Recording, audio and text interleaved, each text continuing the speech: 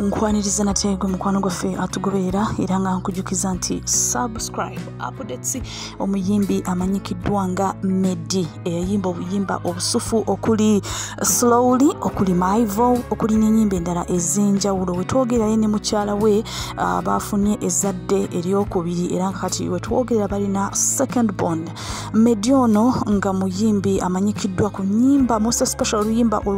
olukyasinze okuba nga lumujjayo lwe luyimba olwa Slowly era nga luno luyimba lwa mukwano. Kakati Meddy ne mukyala we bakola embaga emyaka egiyise emabekako katonaawo nga bamaze emyaka mingi nga bali mu mukwano ogw'ekimmemmete naye nga mukyala wa Meddy amanyikiddwa nga Mimi yali video vixen era ono yali mu video eya Meddy wabula Meddy yagenda maaso n'okuba nga mwegayirira amuteeke mu video omukyala n'alemerako ng'agaana nga tayagala wabula yamaliriza ng'akkiriza okulabikako mu video eya Meddy era ne bakola oluyimba olwo. Meddy yagenda maaso n'okuba ng'akwana omuwala ono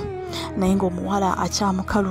amukaluubiriza ekintu kino ekyaleetera Meddy okuba ng'alwawo okuwasa wabula oluvannyuma omukyala yamala n'akkiriza n'agwa mu mukwano n'ayagala omukulu Meddy era ne bagenda maaso n'okuba nga bakola emikolo era oluvannyuma